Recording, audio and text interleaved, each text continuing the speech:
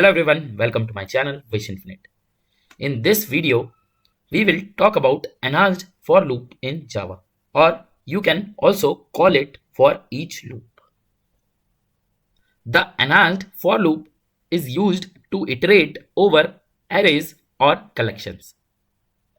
Here is the syntax of enhanced for loop. So in my previous video, we have talked about for loop, and this time this is enhanced for loop. Let's see how we can use this enhanced for loop.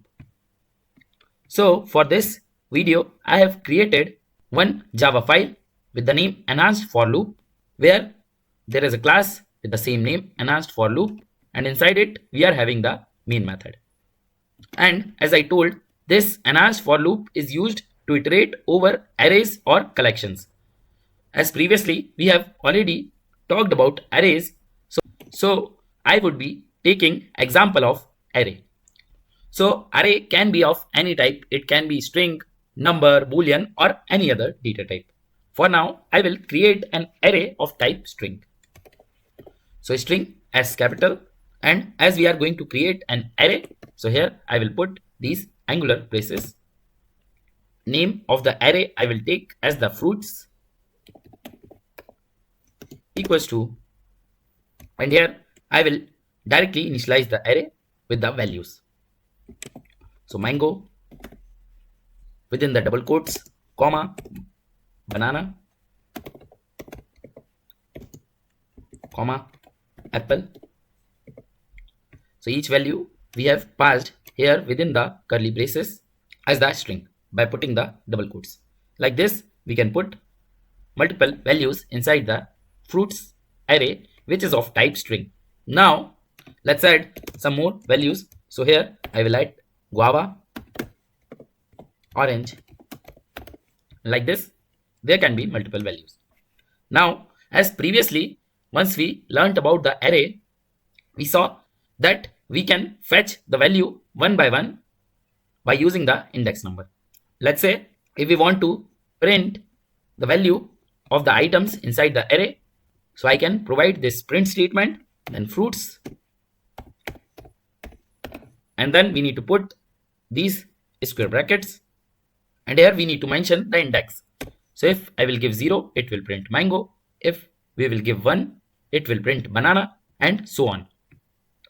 Let me execute this script. See, the mango got printed. So like this, if there are 10 items here, so every time we will have to provide the index to print the value. If we want to use value of all the items, so like this, we will have to provide 10 times with the different index number. So now that is not feasible way, right? There is one more way where we can use the simple for loop. Let me first show that to you, and then we will see that how we can use the enhanced for loop. So here, for now, I'm using simple for loop.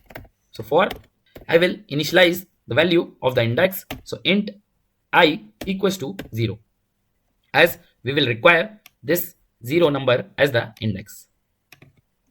Semicolon, and here I want to iterate the loop till the length of this particular array. So for that, we will put the condition that I should be less than array length. So how we can get the array length? We previously saw that we need to use this length property. So fruits, which is the array name, dot length. Again the semicolon, and this time we want to increase the value of I by 1 every time. So you can consider this I as the index, or let me type index here, so it would be easy for you to understand. And here we have put the condition that index should be less than array length, which is fruits dot length. We are not putting less than equals to, otherwise it will take the actual length. Let's say if there are 5 items, so it will make the condition index is less than equals to 5, but our index will not go till the 5, right?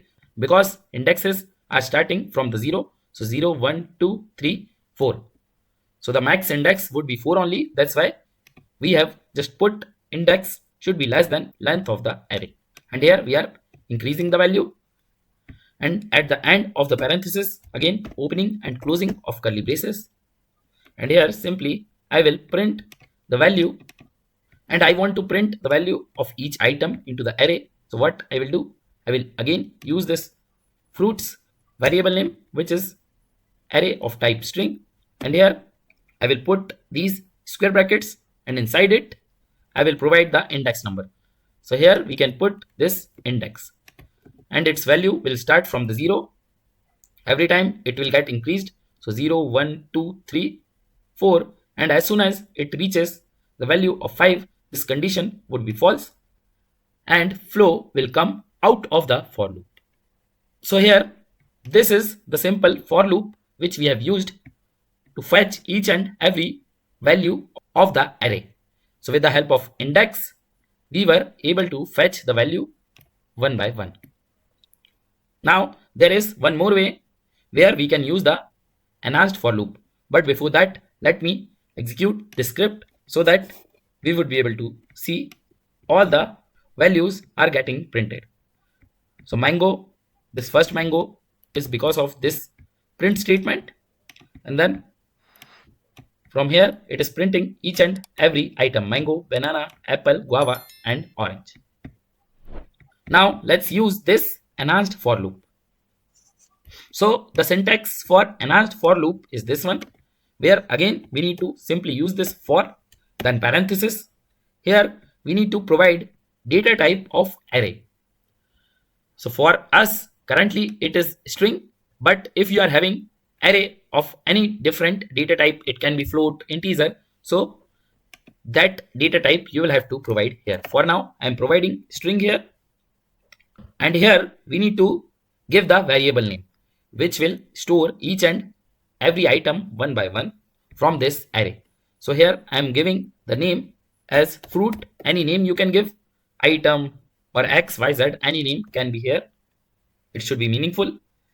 And after giving this variable name, we need to put this colon, and then we need to provide name of array. So in our case it is fruits, and after the parenthesis we need to put these curly braces. So opening and closing of curly braces. So this is our enhanced for loop, and inside it I will print the value of each fruit, which is this variable name fruit, right? So now let me show what is happening here.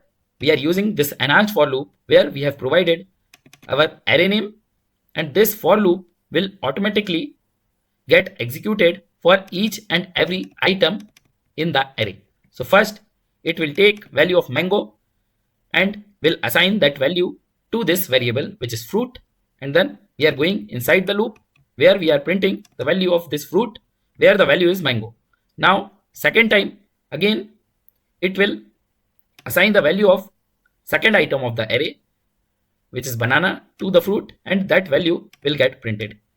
So for now we are just printing, but in actual projects there can be the scenario that every time you want to use the value of array for different scenario, so you can use it as per your scenario. To explain these concepts I am taking simple examples so that it is easily understood by you. Now let me comment out this old code. So here we are creating the array, and then we are using this enhanced for loop. Now let's execute the script which will print each and every item of the array. So clicking onto the run, and see each and every item of the array got printed. And we call this enhanced for loop as for each loop also, because for each item in array this loop is going to get executed, and it will execute the code inside this for each or enhanced for loop. And as the assignment, you can try using different type of arrays, and with that you can try using this enhanced for loop. And there can be one interview question from this topic, that there is one array and we want to fetch the value of the array, but we don't want to use this traditional for loop. So what we can do? So in that case you can answer that we can use enhanced for loop, and can explain the syntax of this particular enhanced for loop. And that's it for this particular video. Let me give you the quick recap. So here we saw that we can use enhanced for loop to fetch the value inside the array. So rather than using this traditional for loop where we need to iterate through the index and then use this length to provide the condition, we can directly use this enhanced for loop where we need to provide this for and then data type variable colon and then array variable. So our enhanced for loop will get iterated for each and every item of the array one by one. And like the array, there can be different Java collections on which this enhanced for loop can be used. About the collections, we would be learning in later part of the series. And that's it from my end. You can click onto this first card to go to the next video. You can click onto the second card to access the whole Java tutorial playlist, and stay tuned for my upcoming videos. If you have any comments, questions or doubts, you can let me know into the comment section below. Please like, share and subscribe to my channel. Thank you very much. Have a great day.